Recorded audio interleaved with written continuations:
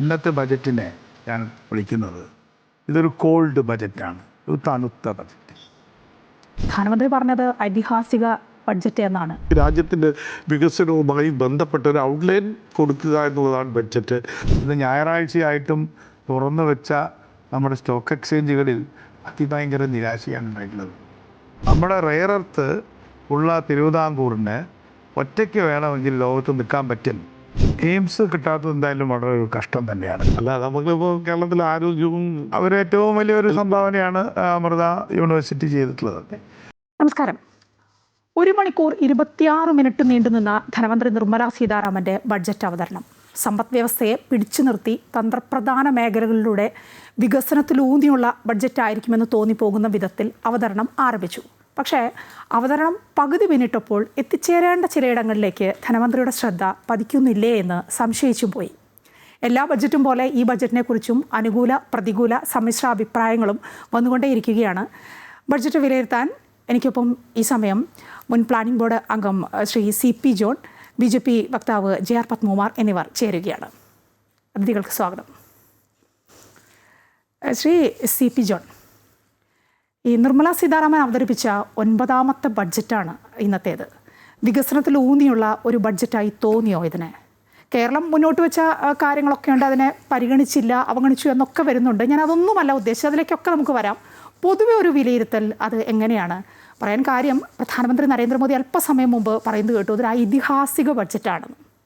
എന്തു തോന്നി? വാസ്തവത്തിൽ നിർമ്മല സീതാരാമനോട് ഒരു വ്യക്തി എന്നുള്ള എനിക്ക് വലിയ റെസ്പെക്റ്റാണ് എനിക്കുള്ളത്. കോവിഡ് കാലത്ത് അവർ നടത്തിയിട്ടുള്ള സ്പെഷ്യൽ ബഡ്ജറ്റുകൾ, പാക്കേജുകൾ,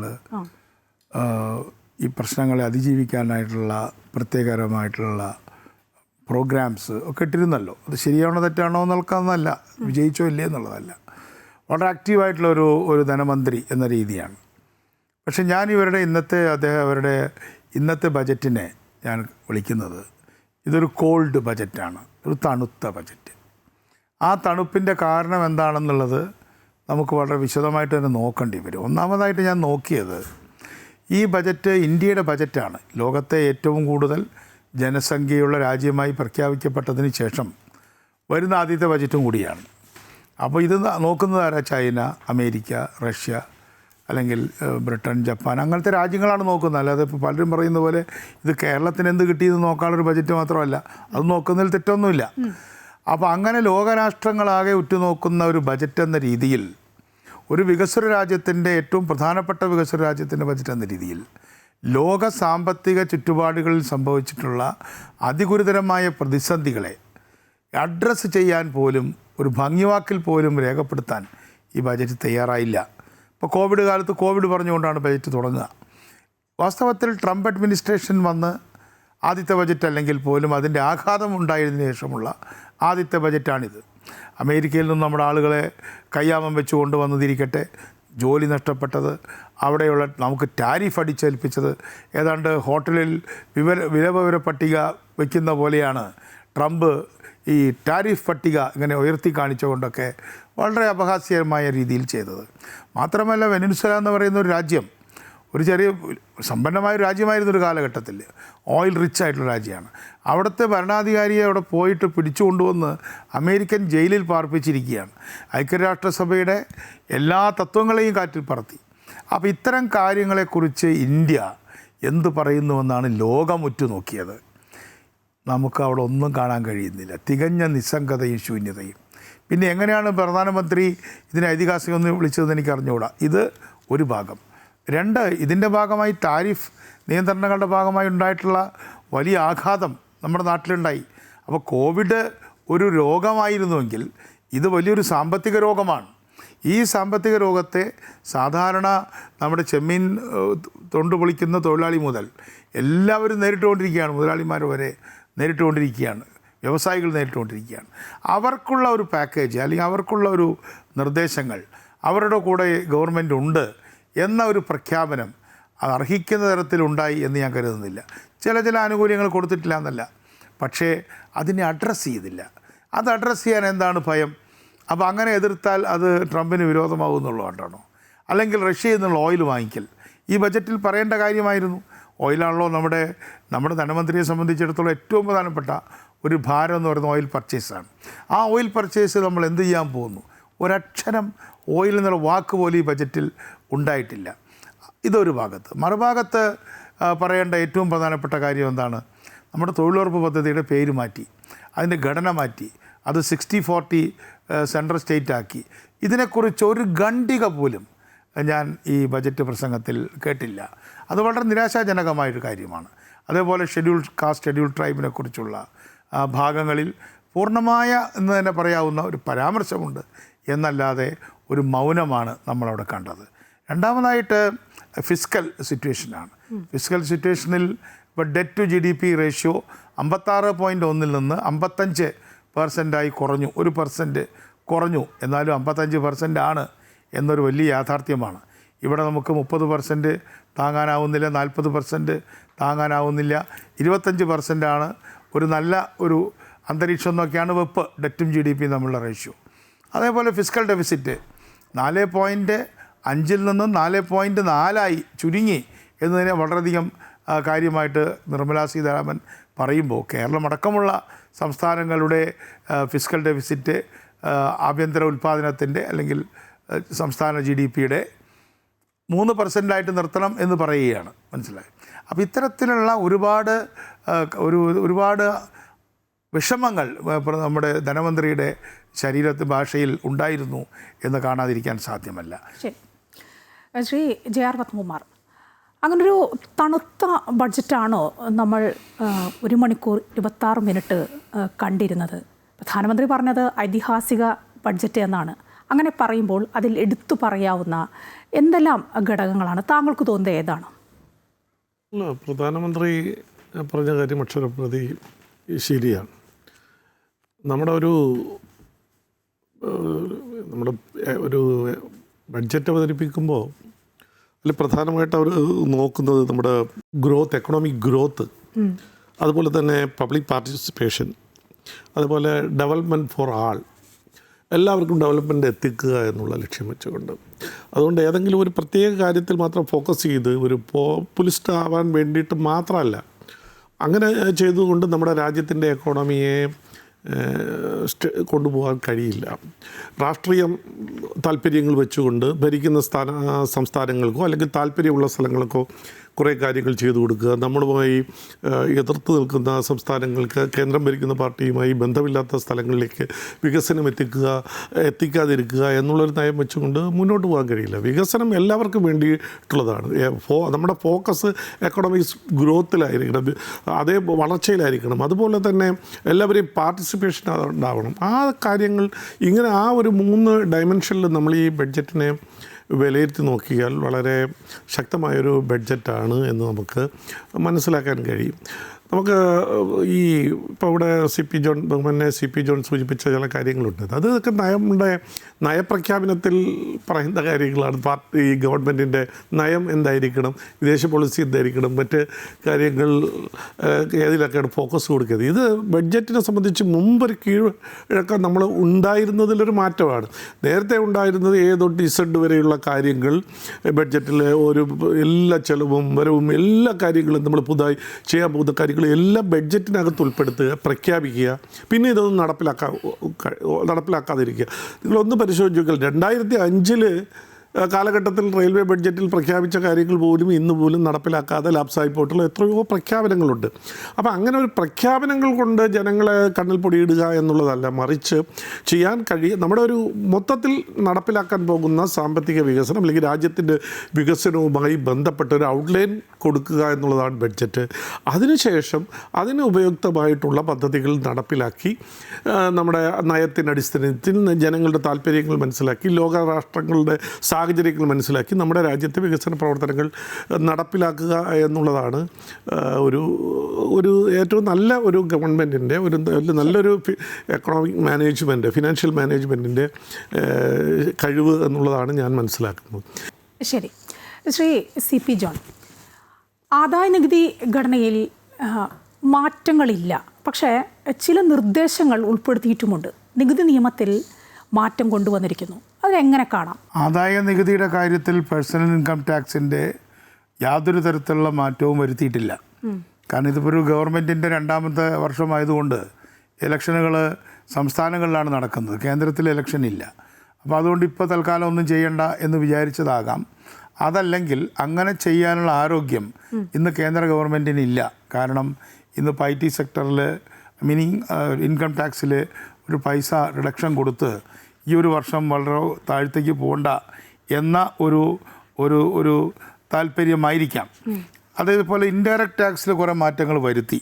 ഇപ്പം അതൊക്കെ എന്ന് പറഞ്ഞാൽ ജനങ്ങളെ നേരിട്ട് ബാധിക്കുന്ന കാര്യങ്ങളുണ്ട്. ഉദാഹരണത്തിന് ഇപ്പോൾ നമ്മൾ ക്യാൻസറിൻ്റെ മരുന്നിൻ്റെ വില കുറച്ചിട്ടുണ്ട്. അതൊരു 17 മരുന്നുകളുടെ വില കുറഞ്ഞു. വേറെയും ചില അപൂർവ രോഗങ്ങളുടെ മരുന്നിന് വില കുറഞ്ഞു. അത് നല്ലൊരു കാര്യമാണ്. അതൊരു ഇൻഡയറക്റ്റായിട്ട് നമുക്ക് കിട്ടുന്ന വലിയൊരു ബെനിഫിറ്റാണ് രോഗികളെ സംബന്ധിച്ച്. അതേപോലെ തന്നെ ടാക്സേഷൻ്റെ കാര്യത്തിൽ ജനങ്ങളെ ആകെ വളരെ തരത്തിൽ ബാധിക്കുന്ന കാര്യങ്ങൾ എൻ്റെ ശ്രദ്ധയിൽപ്പെട്ടിട്ടില്ല. അത് കൂടുതൽ ആഴത്തിൽ നമ്മളത് ടാക്സ് പ്രപ്പോസൽസിനെ കുറിച്ച് മാത്രം എന്താ പറയുക, അതിൻ്റെ ബില്ല്, ഫിനാൻസ് ബില്ല് നോക്കിയാൽ മാത്രമേ നമുക്കതിൻ്റെ ഇൻട്രിക്കസീസ് മനസ്സിലാക്കാൻ കഴിയുള്ളൂ. അപ്പോൾ ആ ഭാഗത്തേക്ക് ഞാൻ അധികം കടന്നു പോകുന്നില്ല. പക്ഷേ 2 കാര്യങ്ങൾ ചെയ്തിട്ടുള്ളതായിട്ട് എനിക്ക് തോന്നുന്നത്, ഫാർമ ഇൻഡസ്ട്രിയുടെ ഒരു വലിയ മുന്നേറ്റം ഉണ്ടാക്കാൻ വേണ്ടി ഒരു 10,000 കോടി രൂപ മാറ്റിവെച്ചിട്ടുണ്ട്.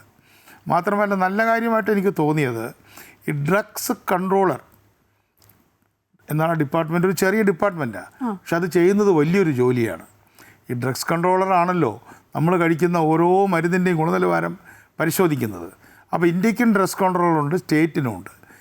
കഷ്ടകാലത്തിന് കുറേ കാലമായിട്ട് ഈ ഡ്രഗ്സ് കൺട്രോൾ നമ്മൾ വളരെ അയഞ്ഞ് പോകുന്ന ഒരു സ്ഥിതിയുണ്ട്. ഇപ്പോൾ അത് ഇൻ്റർനാഷണൽ സ്റ്റാൻഡേർഡിൽ ഡ്രഗ്സ് കൺട്രോളർ എന്നുള്ള നാഷണൽ ഡ്രഗ്സ് കൺട്രോളറെ കൊണ്ടുവരികയും ഒരു വിദേശ മാർക്കറ്റിലടക്കം കോമ്പീറ്റ് ചെയ്യാൻ പറ്റുന്ന ഡ്രഗ്സ് ഉണ്ടാക്കുന്ന ഒരു പുതിയ ഇപ്പോഴും ഉണ്ട്, ഇല്ല എന്നല്ല, അതിനെ ഒരു ഇൻ്റർനാഷണൽ സ്റ്റാൻഡേർഡായിട്ട് കൊണ്ടുവരും എന്ന പ്രഖ്യാപനത്തോട് ഞാൻ യോജിക്കുകയാണ് ചെയ്യുന്നത്. നല്ലൊരു കാര്യമാണ്. അതുപോലെ തന്നെ MSMEക്കാർക്കും MSMEയുടെ കാര്യം എപ്പോഴും നിർമ്മലാ സീതാരാമൻ പറയും, അവർക്ക് ലോൺ കൂട്ടി കൊടുക്കുകയും ഒക്കെ ചെയ്യുന്നുണ്ടെങ്കിലും ഈ തകർന്നു പോയ കുറേ MSMEകളുണ്ട്. 1-2 അല്ല, ലക്ഷക്കണക്കിന് MSMEകൾ തകർന്നു പോയിട്ടുണ്ട്. അതിനെക്കുറിച്ച് കോവിഡ് കാലത്ത് പോലും BJP കൺസേൺഡ് അല്ലായിരുന്നു. വാസ്തവത്തിൽ BJPക്ക് ഒരു തിരിച്ചടിയാണ് കഴിഞ്ഞ തെരഞ്ഞെടുപ്പിൽ ഉണ്ടായത് എന്ന് നമ്മൾ കാണാതിരിക്കരുത്. 3ാം BJP ഗവൺമെൻറ് അധികാരത്തിൽ വന്നെങ്കിലും BJP കുറഞ്ഞ ശതമാനത്തോടും കുറഞ്ഞ എണ്ണം വോട്ടിനോട് കൂടിയാണ് വന്നത്.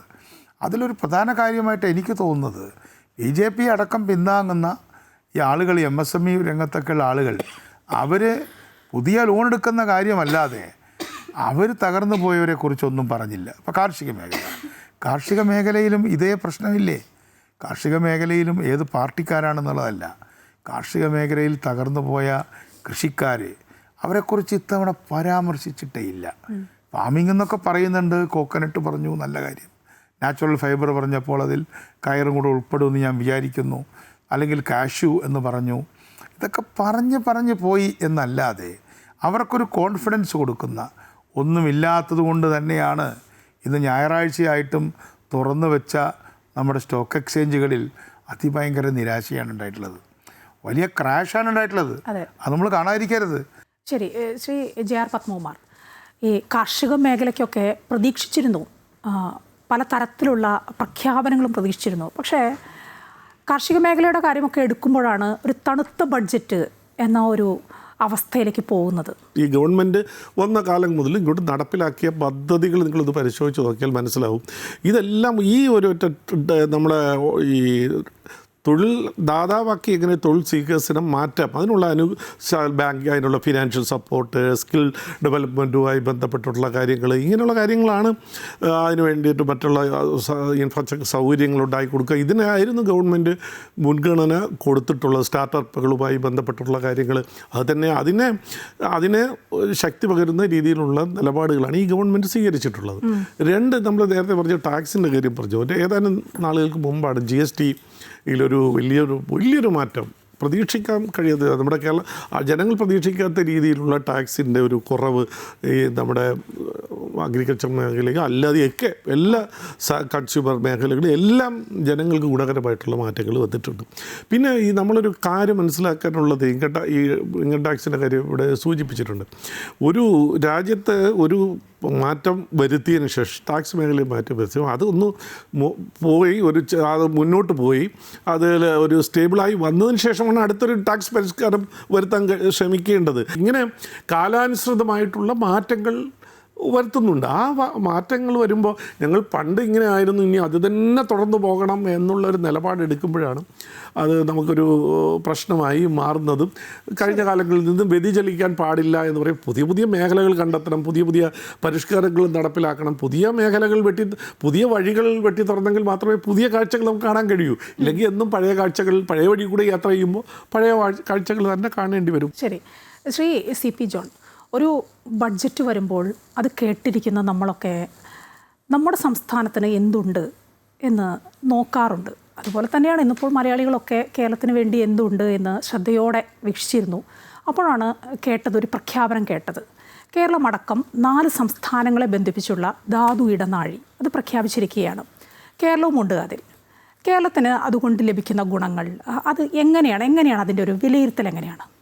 ആ ധാതു ഇടനാഴി എന്നുള്ള കോൺസെപ്റ്റ് നല്ലതാണ്. മാത്രമല്ല ഇപ്പം നമ്മുടെ ഈ റെയർ എർത്ത് എന്ന് പറയുന്നതിന് വലിയൊരു ഹിസ്റ്ററിയുണ്ട്. ഇപ്പോൾ നമ്മൾ തിരുവനന്തപുരത്താണല്ലോ ഇരിക്കുന്നത്.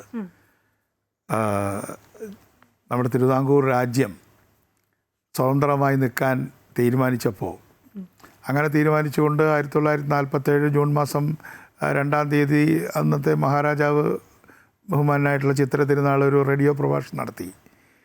ആ സമയത്ത് അദ്ദേഹത്തിൻ്റെയും അദ്ദേഹത്തിൻ്റെ നേതൃത്വം അല്ലെങ്കിൽ ആ വർക്കിന് നേതൃത്വം കൊടുത്ത് സർ CP ആണല്ലോ. സർ CPയുടെയും മനസ്സിലുണ്ടായിരുന്ന സാധനമാണ് ഈ ധാതു. കാരണം ലോകത്ത് ആറ്റം ബോംബ് ഇട്ട കാലമാണ്. അപ്പം നമ്മുടെ റെയർ എർത്ത് ഉള്ള തിരുവിതാംകൂറിന് ഒറ്റയ്ക്ക് വേണമെങ്കിൽ ലോകത്ത് നിൽക്കാൻ പറ്റും. കാരണം നമ്മുടെ ഒരു റെയർ എർത്തുണ്ട്. അപ്പോൾ റെയർ എർത്തുള്ള ഒരു പ്രദേശത്തിന് പിടിച്ചു നിൽക്കാൻ പറ്റുമെന്നുള്ളതായിരുന്നു അന്നത്തെ കോൺസെപ്റ്റ്. പക്ഷേ അത് പിന്നെ പട്ടേലും ഗാന്ധിജി അടക്കമുള്ള എല്ലാവരും ഇടപെട്ടു. ഇന്ത്യയുടെ ഭാഗമായി അത് വേറൊരു പഴയ ചരിത്രമാണ്.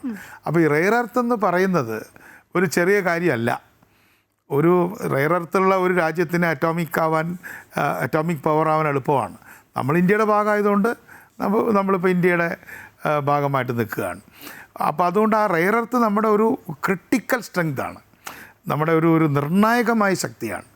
ആ ശക്തി നമ്മൾ ഉപയോഗിച്ചിട്ടില്ലേ എന്ന് ചോദിച്ചാൽ തിരുവിതാംകൂർ ഗവൺമെൻറ് തന്നെ നമ്മുടെ എല്ലാവർക്കും അറിയുന്ന ടൈറ്റാനിയം തിരുവിതാംകൂർ ഗവൺമെൻറ്റിൻ്റെ കാലത്ത് തുടങ്ങി, പിന്നീട് ചവറയിലെ ഇൻഡസ്ട്രീസ് തുടങ്ങി. ഇപ്പോൾ ഒരു റെയർ എർത്ത് കോറിഡോർ നമ്മൾ കുറച്ചും കൂടെ വടക്കോട്ട് ആലപ്പുഴയുടെ തീരങ്ങൾ വരെ പോവുകയും തമിഴ്നാട്ടിൻ്റെയും ഒറീസയുടെയും ഈ 3 തീരങ്ങൾ ഉൾപ്പെടുന്ന പ്രദേശത്ത് ഏറെയും കുറഞ്ഞുമായിട്ട് റെയർ എർത്ത് ഉണ്ട്. അപ്പോൾ ആ റെയർ എർത്തിനെ നല്ല ഒരു സംവിധാനമാക്കി കൊണ്ടുവരിക എന്ന കോൺസെപ്റ്റിൽ നമുക്ക് യോജിക്കാൻ സാധിക്കുന്നുണ്ട്. പക്ഷേ അത് ഇന്നിപ്പോൾ വ്യവസായ മന്ത്രി രാജീവ് ഒരു ചോദ്യം ചോദിച്ചു. നമ്മുടെ റെയർ എർത്തിൻ്റെ പുറത്തുള്ള നിയന്ത്രണം കൂടുകയാണോ കുറയുകയാണോ ചെയ്യുക, നമ്മുടെ റോയൽറ്റി പോലുള്ള ഒരുപാട് കാര്യങ്ങളുണ്ട്. അതിനെ സംബന്ധിച്ച് ഡീറ്റെയിൽസ് വന്നിട്ടില്ല.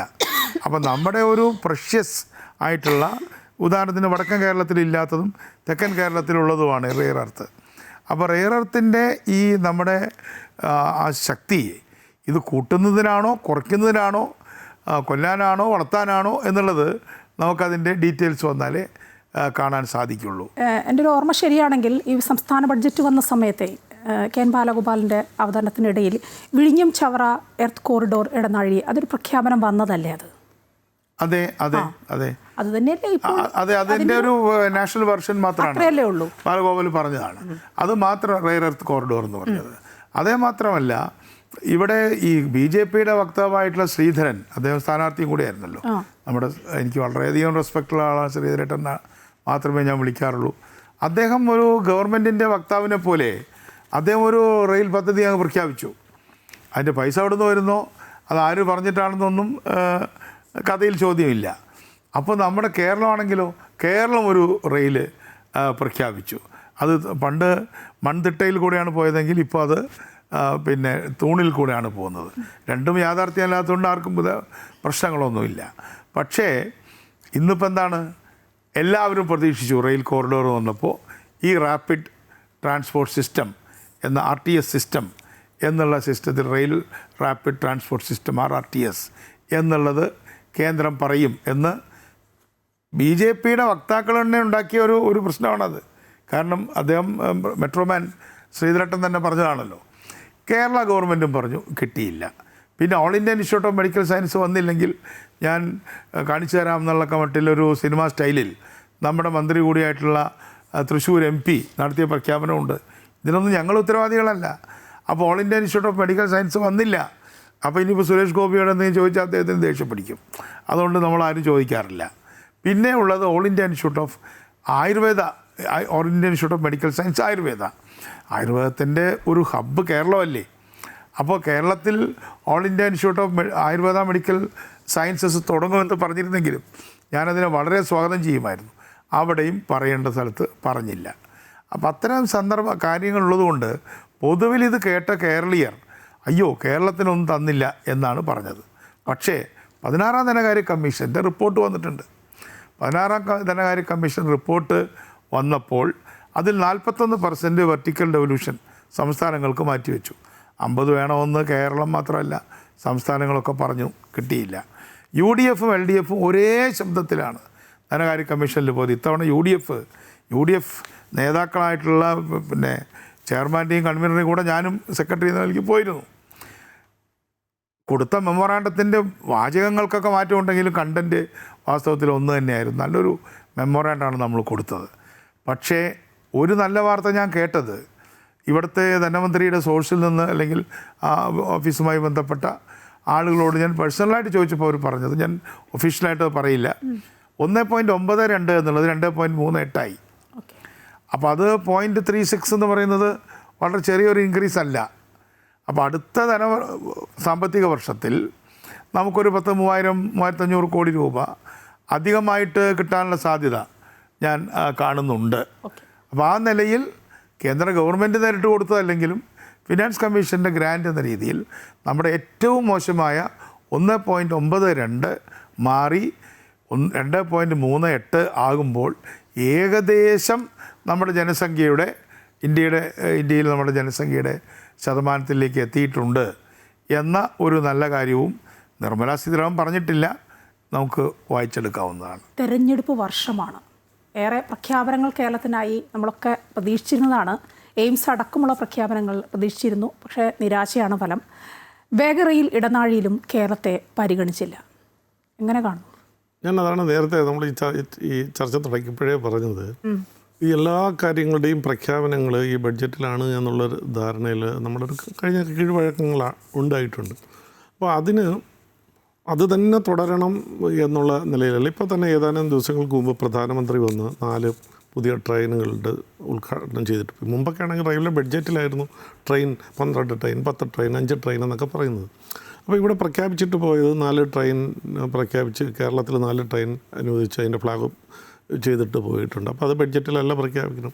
ഇപ്പോൾ ഇത് തന്നെ എയിംസിൻ്റെ 2017 തന്നെ പറഞ്ഞതാണ്, സ്ഥലമെടുത്ത് കൊടുത്തു കഴിഞ്ഞാൽ അതിനുള്ള കാര്യങ്ങൾ ഈ സ്റ്റേറ്റ് ഗവൺമെൻറ് ചെയ്തിട്ടില്ല. മാത്രമല്ല സെൻട്രൽ ഗവൺമെൻറ്റിന് എയിംസ് പ്രഖ്യാപിക്കുന്നതിന് ഒരു പ്രശ്നവുമില്ല, അത് ബഡ്ജറ്റിൽ തന്നെ വേണമെന്നില്ല.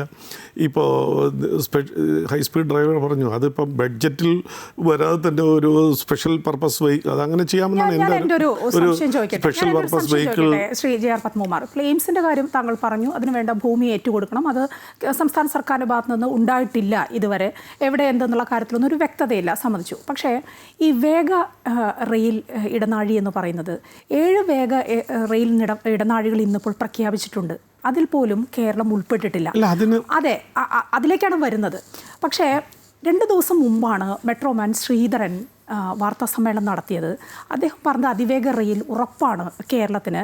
അദ്ദേഹം നാളെ മുതൽ പൊന്നാനിയിൽ അതുമായി ബന്ധപ്പെട്ട ഒരു ഓഫീസ് സ്റ്റാർട്ട് ചെയ്യാൻ പോലും തുടങ്ങുകയാണ്. ഇക്കാര്യങ്ങളൊക്കെ പറഞ്ഞതാണ്.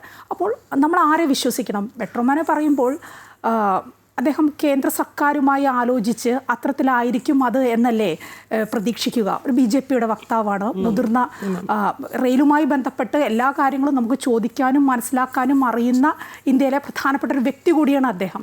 ആരെ വിശ്വസിക്കണം? ഞാൻ അദ്ദേഹം വിശ്വസിക്കേണ്ട എന്നുള്ള അർത്ഥത്തിലല്ല ഞാൻ പറയുന്നത്. ഇപ്പോൾ ഒരു ഒഫീഷ്യലി ഒരു ജനാധിപത്യ ഗവൺമെൻറ്റുകൾ സെൻട്രലും സ്റ്റേറ്റും ഇരിക്കുമ്പോൾ സ്റ്റേറ്റിനെ സംബന്ധിച്ചിട്ടുള്ള കാര്യങ്ങൾ ഔദ്യോഗികമായിട്ട് പറയേണ്ടത് സ്റ്റേറ്റ് ഗവൺമെൻറ്റാണ്. സെൻട്രലിൻ്റെ പ്രോജക്റ്റുകളുമായി ബന്ധപ്പെട്ട് പറയേണ്ടത് സെൻട്രൽ ഗവൺമെൻറ്റാണ്.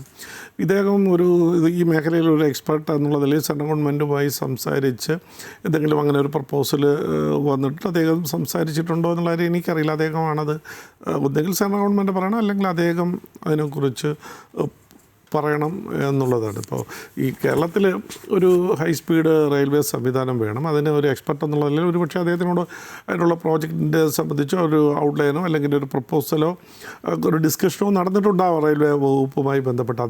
അദ്ദേഹമാണ് പറയേണ്ടത്. അല്ലാതെ ഒരു പാർട്ടി വക്താവ് എന്നുള്ള നിലയിലോ അല്ലെങ്കിൽ ഒരു ഗസ് ചെയ്ത് നമുക്ക് പറയാൻ കഴിയില്ല. ഒരു ഇൻഡിവിജ്വൽ വ്യക്തി എന്നുള്ള നിലയിൽ അതിനെ ജനങ്ങളെ ബോധവൽക്കരിക്കുന്നതിനോ അങ്ങനെ ഒരു ആശയം മുന്നോട്ട് വയ്ക്കുന്നതിനോ കേരള സമൂഹത്തിൽ അത്തരത്തിലൊരു ചർച്ച മുന്നോട്ട് കൊണ്ടുവരുന്നതിനോ ഇപ്പോൾ നിലവിൽ സംസ്ഥാന ഗവൺമെൻറ് പ്രഖ്യാപിച്ച പദ്ധതിയും അദ്ദേഹത്തിൻ്റെ മനസ്സിലുള്ള അല്ലെങ്കിൽ ആരെങ്കിലും ഔദ്യോഗികമായിട്ട് സംസാരിച്ചിട്ടുണ്ടെങ്കിൽ അതുമായി ബന്ധപ്പെട്ട പ്രശ്നങ്ങളിൽ അതിൽ ഏതാണ് നല്ലതെന്ന് ജനങ്ങളെ ബോധവൽക്കരിക്കുന്നതിനുള്ളൊരു അവകാശം ഒരു വ്യക്തി എന്നുള്ള നിലയിൽ അദ്ദേഹത്തിനുണ്ടാവും. അപ്പോൾ അദ്ദേഹം അതിൽ ചെയ്യുന്നത് തെറ്റില്ല. പക്ഷേ കേരളത്തിൽ ഒരു ഹൈ സ്പീഡ് റെയിൽവേ സംവിധാനം വേണം. ഇപ്പോൾ നിലവിൽ സംസ്ഥാന ഗവൺമെൻറ് പ്രഖ്യാപിച്ചത് പര്യാപ്തമല്ല, അത് പ്രായോഗികമല്ല. അത് ഈ തരത്തിൽ ഇത്രയും ദൂരത്തിൽ പോകാൻ കേരളം ഇവിടെ നമ്മുടെ പറശ്ശാല മുതൽ കാസർഗോഡ് വരെ അത് പ്രായോഗികമല്ല എന്നുള്ളതാണ്. അതുകൊണ്ട് ഇദ്ദേഹം പറയുന്നത് സെൻട്രൽ ഗവൺമെൻറ് വിഭാവനം ചെയ്യും അല്ലെങ്കിൽ അവരുടെ മനസ്സിലുള്ള ആ പ്രോജക്റ്റാണ് നല്ലത് എന്നുള്ള രീതിയിലാണ് അദ്ദേഹം പറഞ്ഞിട്ടുള്ളത് എന്നാണ് എനിക്ക് മനസ്സിലാക്കാൻ കഴിഞ്ഞിട്ടുള്ളത്. അത് ഇനി വേണമെങ്കിലും പ്രഖ്യാപിക്കാൻ കഴിയും, സെൻട്രൽ ഗവൺമെൻറ്റിന് ആ പദ്ധതി പ്രഖ്യാപിക്കാൻ കഴിയും. പക്ഷേ നമ്മുടെ ഒരു സംവിധാനം അനുസരിച്ച് സെൻട്രലും സ്റ്റേറ്റ് ഗവൺമെൻറ്റും കൂടി യോജിച്ച് നിന്ന് പ്രവർത്തിച്ചെങ്കിൽ മാത്രമേ അത് യാഥാർത്ഥ്യമാക്കാൻ പറ്റൂ.